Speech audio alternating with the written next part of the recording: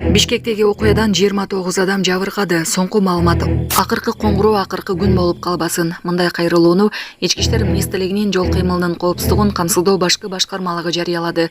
Жана башка жаңылыктар түрмөгү видеого лайк басып, Манас ТВ каналга катталып, акыркы жаңылыктардан кабардар болуп туруңуз. Урматтуу ата-энелер жана бүтүрүүчүлөр, 25 май күнү акыркы коңгуроо салтанаттуу иш-чарасынан кийин байрамдык кечелерди өткөрүүгө тыюу салынган.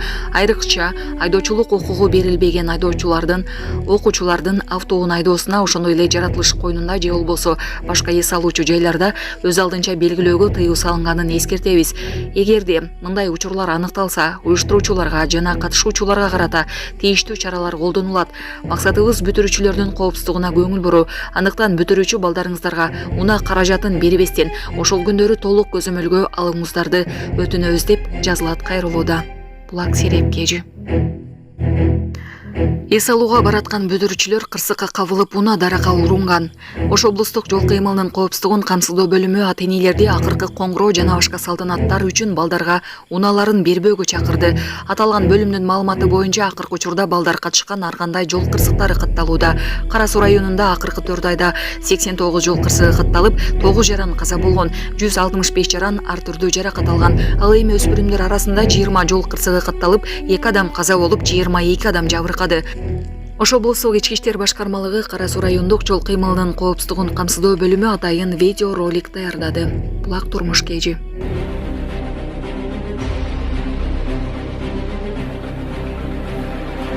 25 май акыркы коңгуроо 1 саатта салтанаттуу түрдө мектепте өткөрүлөт. Андан кийин Бишкектеги окуядан 29 адам жабыркады. Соңку маалымат 18 майга караган түнү медициналык тез жардам бригадаларына 29 адам кайрылса, анын ичинен 15 адам шаардык тез жардам ооруканасына жана улуттук госпиталга жеткирилип, калгандарына жеринде жардам көрсөтүлдү.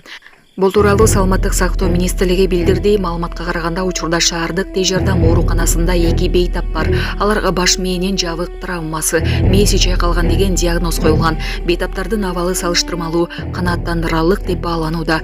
Бир жабырлануучуга медициналык жардам көрсөтүлгөндөн кийин амбулатордук дарыланууга кеткен. 18 майда Саламаттык сактоо министри Алымкадыр Бейшеналиев улуттук госпиталдын бет жаак хирургиясы бөлүмүнө барып, жаак сөөгү сынган деген диагноз менен жаткан пакистандык жарандардын абалы менен таанышты. Бейтап операцияга даярдалып жатат.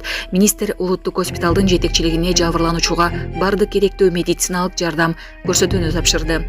Беле кетсек, Бишкектеги хостелдердин биринин алдында чет өлкөлүктөр менен жергиликтүү тургундардын катышуусунда массалык мушташ болуп, андан кийин 18 майга караган түнү Чүй проспектиси менен Курманжанатка көчөлөрүнүн кесилишинде 200-300дөй адам чогулган. Ага байланыштуу жерине милиционерлер тартылган. Укук коруу органдары чогулгандардын арасынан агрессивдүүлөрдү кармап кеткени, түшүндүрүү иштеринен кийин алардын бир бөлүгү кое берилгени кабарланган. Булак репортер Кежи.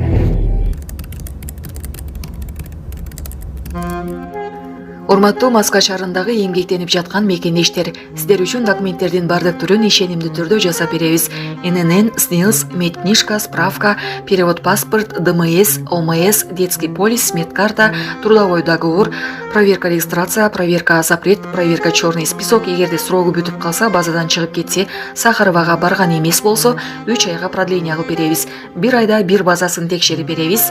Базадан чыгып кетсе, кайрадан киргизип беребиз. Байланыш номер +79 968 489 16 35. WhatsApp'tan кайрылсаңыздар болот. Чет элдик студенттер менен мушташтан бир жаран каза болду деген маалымат фейк. Жолдор ачылды, эл тарап жатат, талаптар айтылды.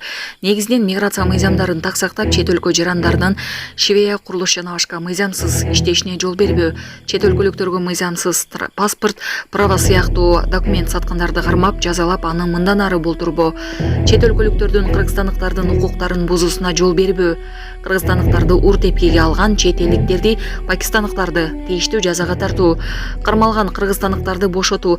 Бишкек милициясы башчысы Токтоналиев аларды баары бошотулду деди. Талаптарын уктум. Чет элдик студенттер менен мушташтан бир жаран каза болду делген маалымат фейк.